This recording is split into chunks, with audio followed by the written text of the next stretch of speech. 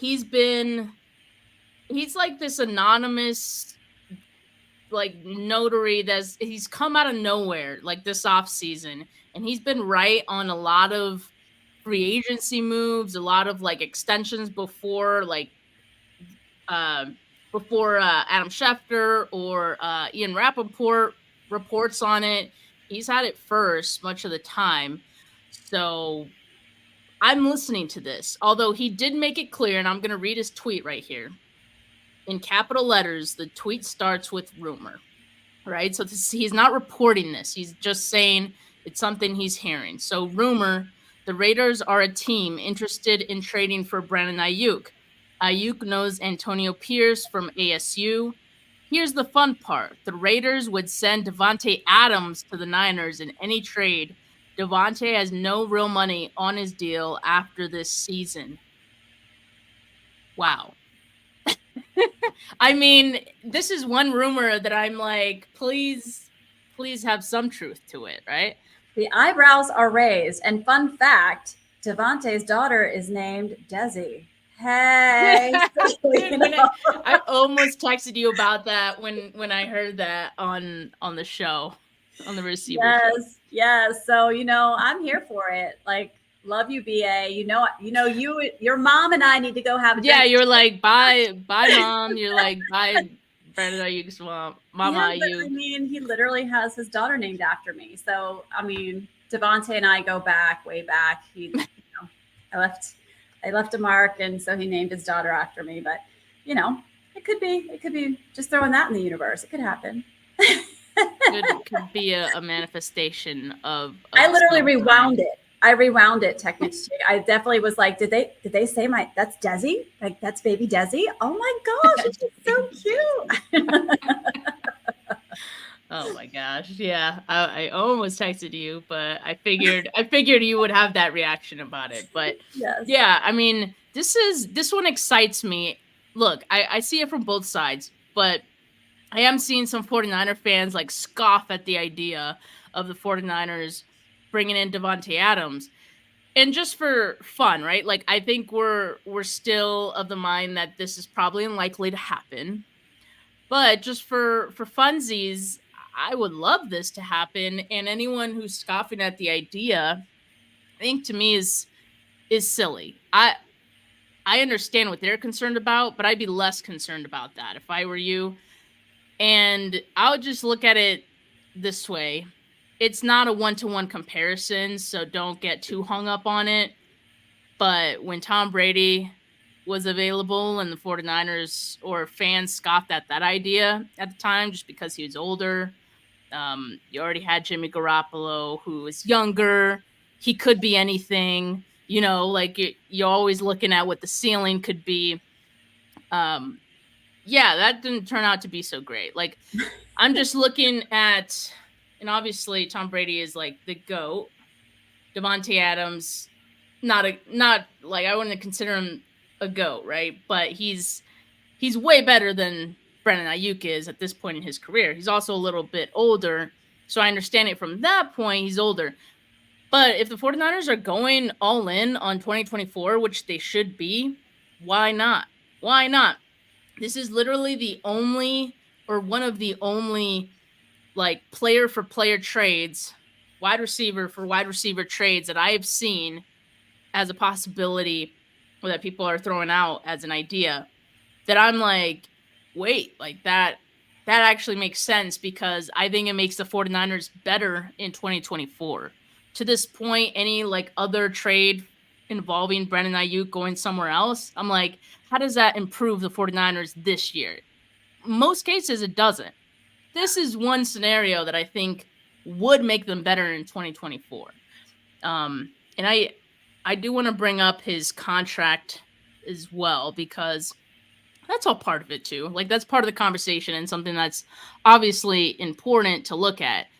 The one kicker for me, no guaranteed money after 2024.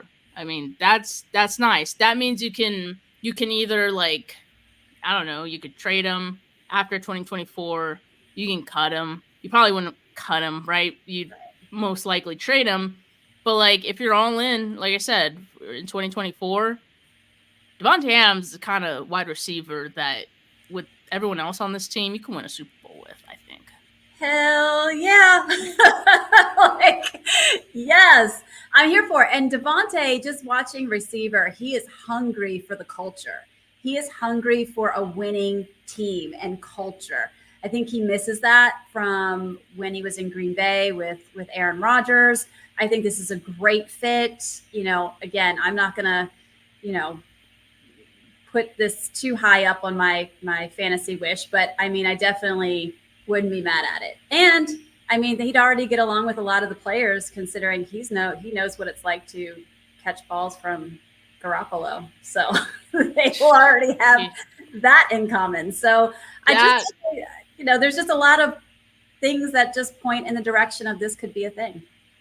That was a rough watch on receiver, right? Like seeing his reaction to the hospital balls, the overthrows.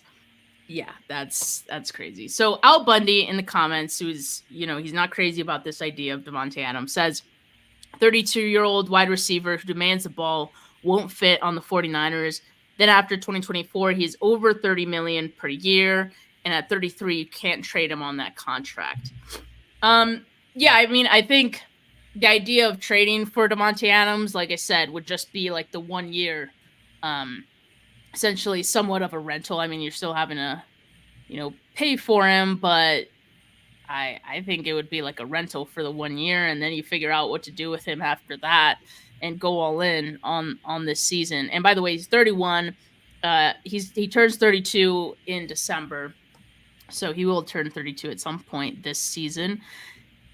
On the point of him demanding the ball, I understand the concern with that, but I feel like he would be happier in San Francisco just off the virtue that 49ers have a quarterback who can actually get him the ball when he gets open, which he gets open quite a bit.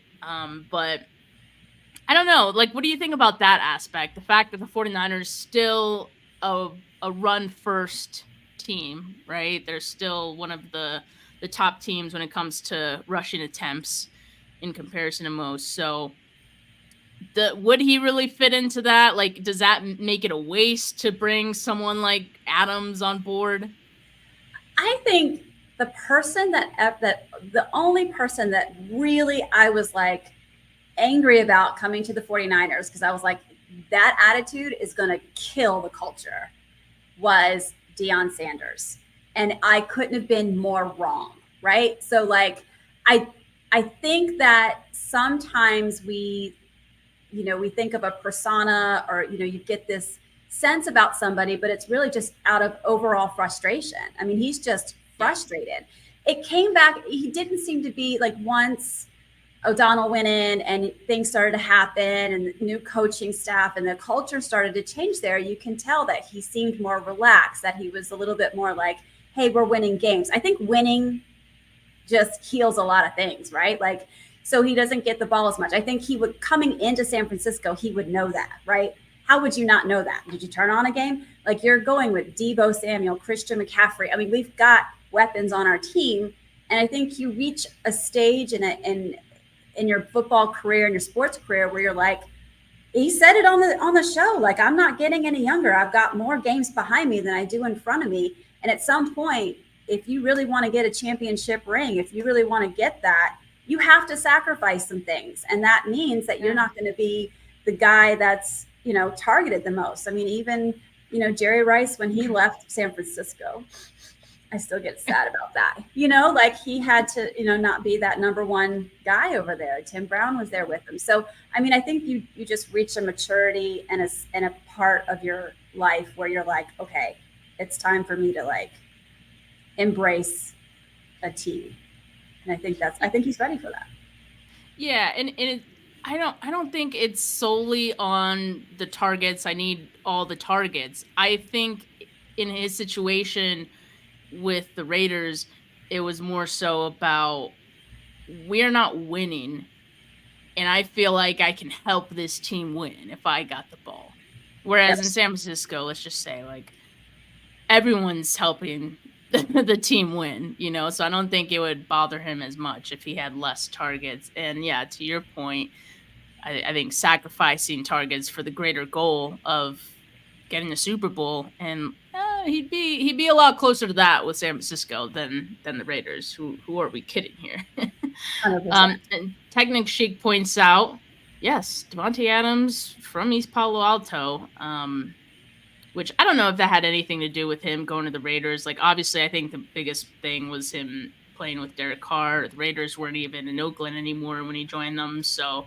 I mean, it was a team that was local when he was a native there, but hey, how about you join a team that's actually still in the Bay, in the Niners. But yeah, I mean, I think it's intriguing. It definitely piqued my interest. Like I said, like, I understand it's unlikely. I understand it's just a rumor. I understand I've scoffed at other fans for like even bringing up other scenarios that like will never happen. This one woke me up though. This one did. I can't lie. So, and I will make fun of myself for being a hypocrite on this one. Don't worry, guys. It's Wacky Wednesday. This is where we take our shoes off and we just let our hair down and we just say, all right, let's just shoot the shit here. Yeah, exactly. But yeah, we'll continue to follow this situation with Brandon Ayuk, and if any other reports or rumors come out about this entire situation, we'll be here to update you on it all. But Desi, last week we did a watch party for the Netflix series Receiver, where George Kittle and Deebo Samuel were one of the two receivers that were featured in it. It was a great watch party, by the way. I enjoyed it.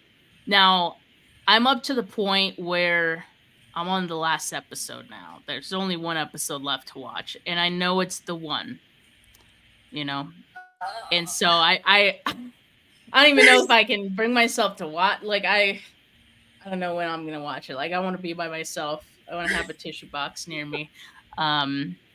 Yeah, it's crazy. But how has your experience been watching that? Because like, as I'm watching it, I even think like, yo, like Desi probably loves this stuff, because like you see like a lot of injuries like that they've shown, and the process of being in the blue tent, and you get to hear what they're saying, you get to hear like what they're evaluating. I'm like, this is pretty cool to get that access. So I'm sure you were kind of nerding out as you were watching, right? 100%. In fact, right before I came on here, I was recording. For those of you who don't know, I have a special series that's coming out called Sports and Medicine, and I'm interviewing different professionals to talk about injuries that happen in the NFL. And so my co-host on there is a physical therapist. And so I was like, oh my gosh, please tell me you're watching Receiver, because it's so cool to see the injury process and see what's discussed on the sidelines, and then go to the blue tent, all of those things. What isn't cool is watching the Ravens 49ers Christmas game with my husband on the couch. For those who don't know, he's a Ravens fan. So like, that was already one torture I had to endure. But no, to get back to the injuries, I did want to talk about Deebo's, because last year I remember talking about Deebo's injury on the Eric Crocker show. Shout out Eric Crocker. And it was really perplexing to me, because I was like, it doesn't really look like a shoulder. He kind of came down more on the middle part of his humerus, that arm there. And then it was like, well, he has a fracture. And it was like, well, where the heck did he get the fracture? Because the humerus is a big bone, and it didn't look like it was that big of an injury to fracture the humerus. Maybe it was a clavicle. And then it came out that it was the scapula. And I kept looking at this and I'm like, there's no way he injured his scapula on that injury. But I think I did mention, and one of the times talking about it, that there was a tackle that he had, I think right before that one, which they showed it on Receiver, where he got hit in the back. That is probably where that scapular fracture happened.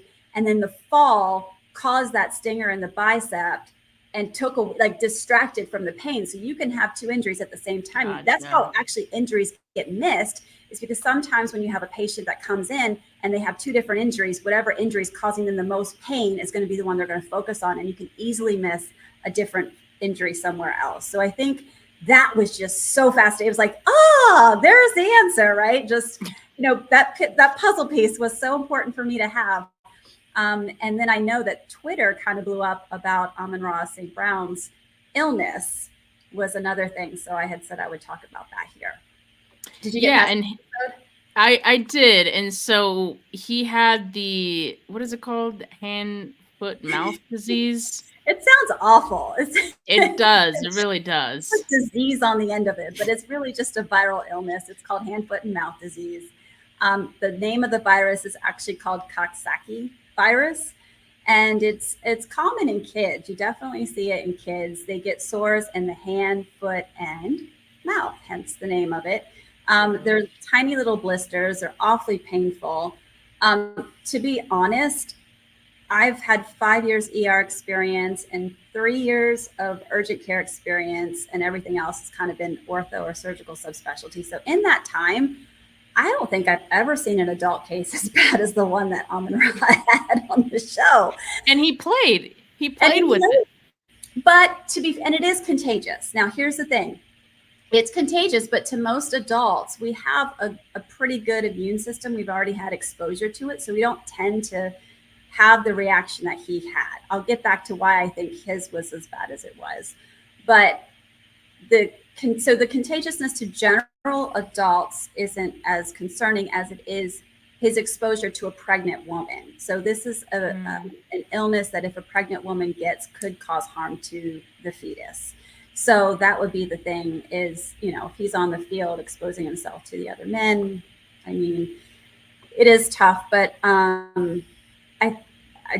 I think most adults have the immunity to it and they're not going to get super sick. You might feel like a little bit of some cold symptoms and then that's it. But I think the reason why his was as pronounced is anytime you run down your immune system, something that's kind of your body could take care of on its own tends to not be able to do that. The capacity is much less. So, you're talking about an athlete who's constantly training, who may not be getting enough rest, who's under a lot of stress, the pressure to win, the pressure for, social media and things that are happening in that realm. That stress can suppress your immune system to the point where, you're going to get it a little bit more than what you normally would if maybe you worked a desk job,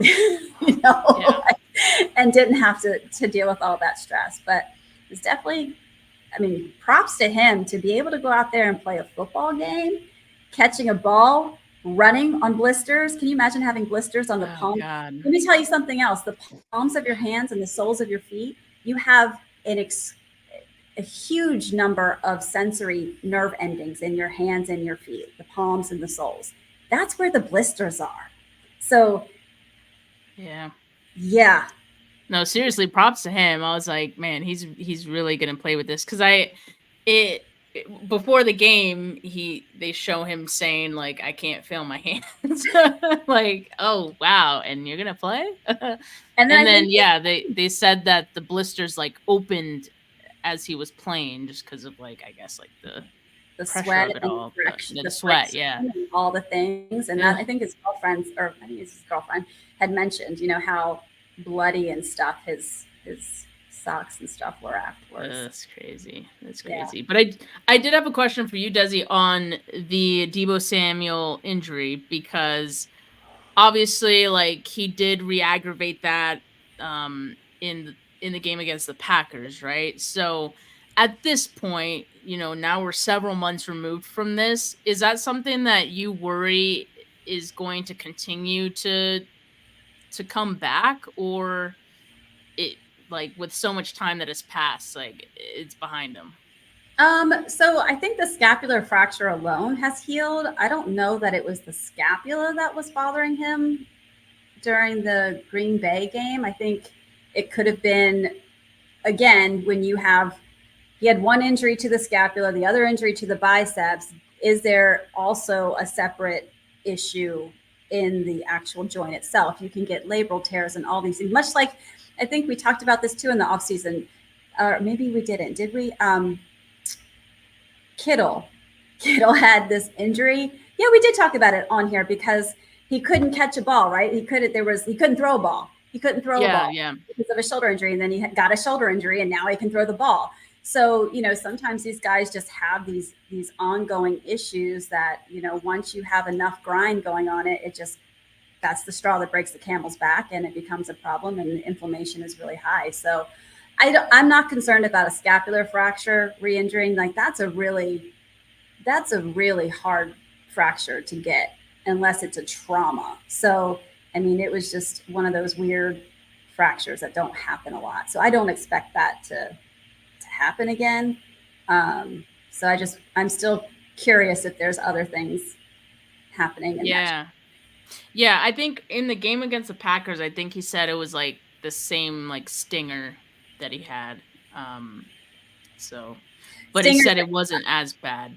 Yeah, stingers can happen. That's just a nerve that's been hit the wrong way. It's like you slap if you slap somebody in the face, that's a stinger. You slap the nerve that way, and it's just ringing. It's just inflamed, and just electrical current right down the arm. It's not fun. Yeah.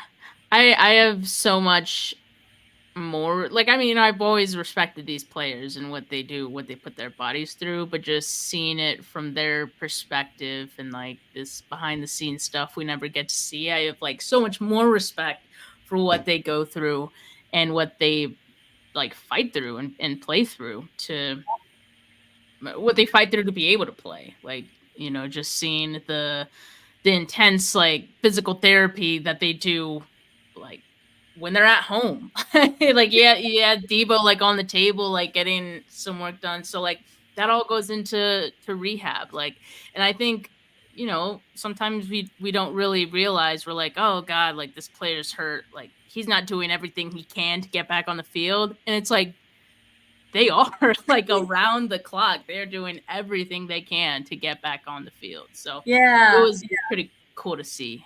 I'm glad that you're saying that, because I definitely had that opinion too. Was, when you hear fans say stuff like, "Oh, it's just an ankle sprain. He can get up. He can do that."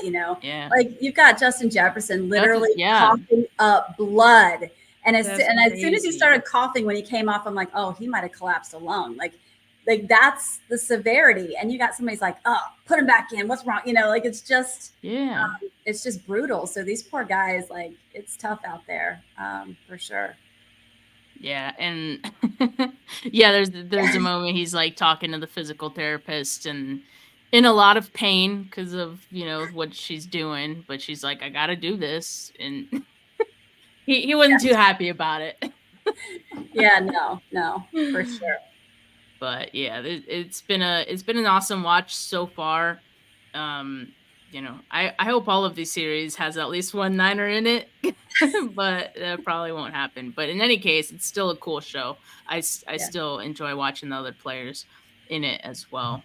But Desi, you had also sent me something from a George Kittle interview. He was on Rich Eisen, his podcast, I think like last week or something like that, but it was after we did our show last week, so we didn't get to talk about it then. So let me just share the clip here, because he had something kind of funny to say about when he knew he could trust Brock Purdy. Let's see.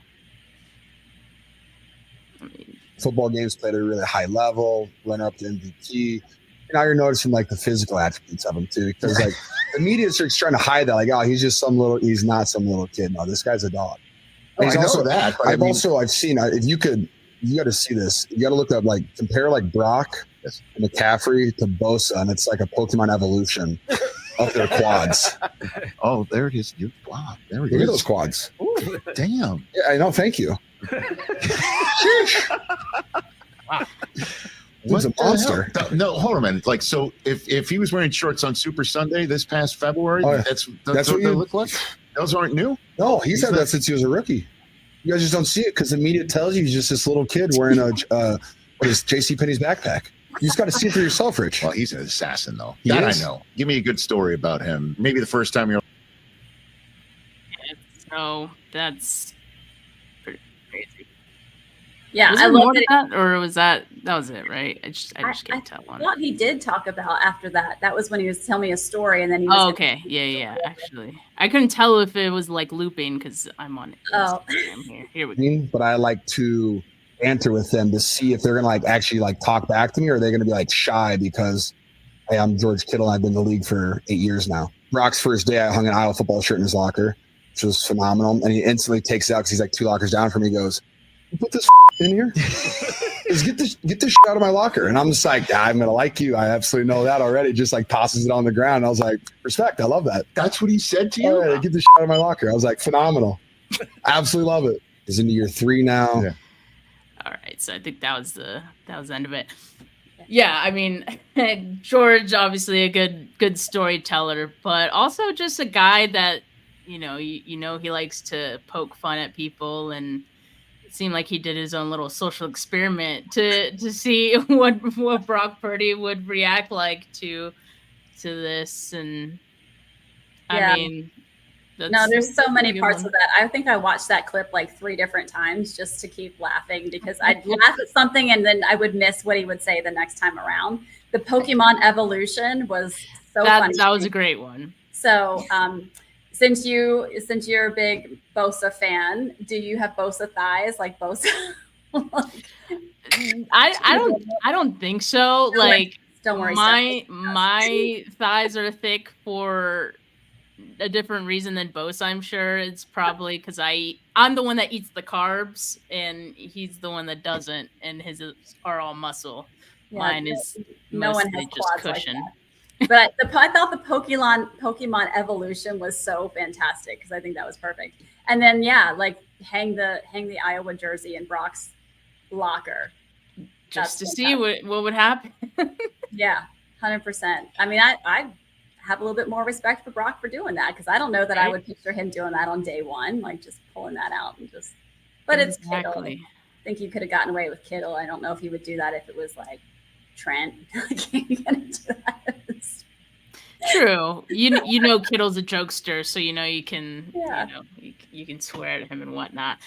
Another thing, like to go back to receiver really quick, another thing that I love, like George hypes everyone up. Like you see any time that they showed like an interception, and it could have just been editing, but like George is the first person to go up to Brock and be like, "Hey, like it's okay. Like let's get him next time," or just like any words of encouragement immediately. Yeah. And like I think he's there for like everyone too. And it's so funny. I was watching, I think it was the game against the Packers in the playoffs, and that at one point, I think because he's stressed or like he's got the juices flowing, he's like, I need to get up. He was like on the bench, and he's like, I need to get up, and he goes up and like starts talking to people and pumping guys up. It's just like, this is just who he is. Like, and it's awesome to see that. And even Debo's more vocal, I think, than I thought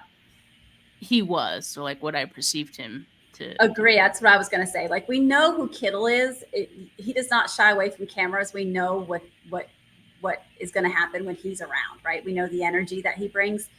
Debo has been like the most fascinating thing to me, because he is a hype guy too. Like, I don't know that I would have he's like, where's George? Like, he's looking for George so they can scream at each other before the game. Like, I always saw him and Ayuk, but I never saw and him talking to Purdy, and like, even when he was in the talks that he's been doing, I was like, man, you and that's the thing. We got to remember as fans, we only know one dimension of these guys. We don't know who they are at home. We don't know who they are behind closed doors and with their teammates in the locker rooms. And that's been the cool thing to see, I think, in this receiver, is to see all these different athletes.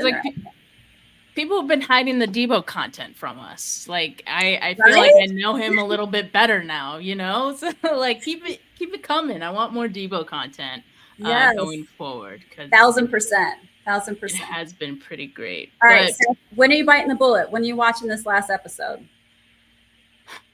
I got to catch up. So I'm just wondering if it's going to. Should we do a watch party for the last episode? I'm down for it. We could do that. I'd have to wait till next Wednesday, but I'll probably put it off anyway. So actually next Wednesday I'm going to be flying to the Bay, so I can't. I don't think we can do our Wacky Wednesday show. But I'll be in Texas next Wednesday. Well, there you go. Our travel days aligned. So So, but we can figure out another day, maybe Tuesday, that we could do like our watch party for the last episode. Would you guys like? So we got some people in the live chat here. Would you guys be down, even if you guys have watched the last episode already? Would you guys be down to do a watch party of the last episode as well? Yeah, Technic Chic, offering some emotional support for the last episode. I'm serious. I will have. I'm dead ass. I won't bring popcorn that time. I'll bring Kleenex. Yeah, bring some Kleenex. That way you can't see my Cookie Monster eating that I did with the popcorn last time. Literally popcorn falling out of my mouth as I'm trying to watch a show. Oh God. Yeah. I think I'd have to wear some sunglasses. Maybe, people wear sunglasses to like a funeral. I don't want you to see me. I don't want you guys to see me cry. I should just show up with the veil, the black veil. Jesus Christ.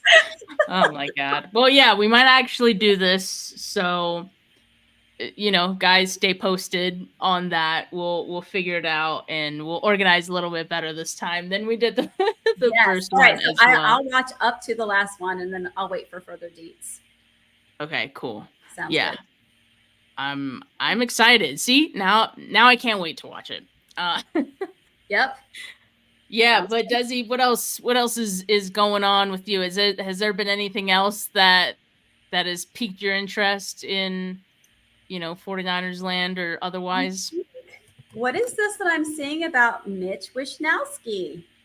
Oh, I think his wife, his partner had a baby, right? Yeah. So congratulations.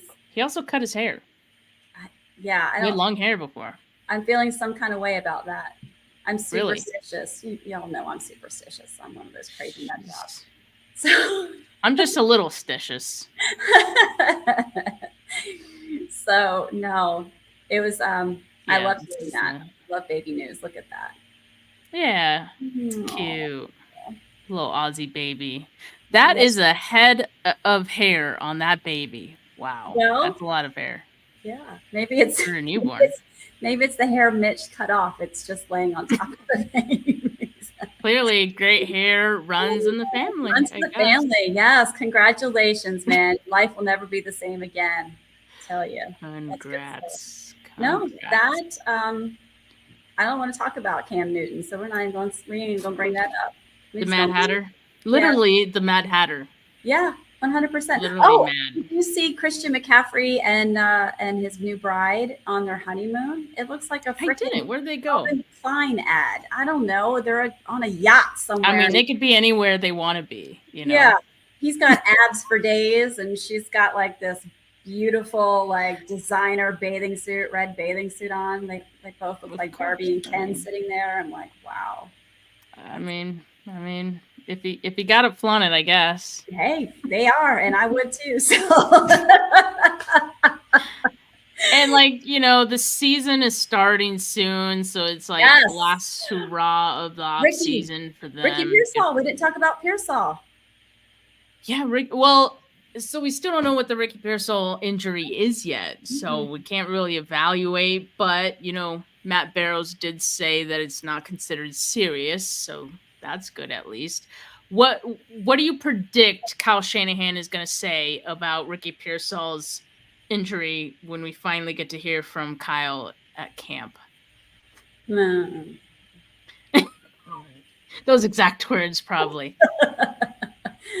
Because you already know he's going to be like uber vague. Like, he's not going to give us any details about what it is. He's just going to be like, oh, yeah, he hurt himself outside of here. Well, I was trying to come up with a meme. Florida man. It's always the Florida man. Do you know that joke? I don't know if everybody knows that joke. It's the Florida. Okay, so yeah, Florida man injures himself before starting job as a player, was he wrestling alligators or something? No. My joke was, this is gonna ruin the tour. I saw that. Yeah, everyone was. That was kind of a meme for a bit. If you guys, that's just one of those you can't explain. If you know, you know. Yeah. If you know, you know. Yeah, but Desi, this has been a fun episode, as it always is. Next week, training camp begins. So we'll have to figure out our schedule for that. We already said next Wednesday we won't be doing a show, but maybe we can figure out a day for another day in the week that we can talk. And I'm excited for camp to finally get some updates. Rookies have already reported. Veterans report next week. So good times. Like the season's like ramping up now. Yes. Go. The light at the end of the tunnel. We're just about there. Let's go. Thank God. Thank God. Well, thank you everyone that tuned in for today's show. As always, guys, keep the live chat popping. Really appreciate it. Make sure you like this video. Make sure you subscribe to the channel if you haven't yet. Audio listeners, leave a rating, leave a review. But for now, have a good rest of your Wacky Wednesday, folks. Peace.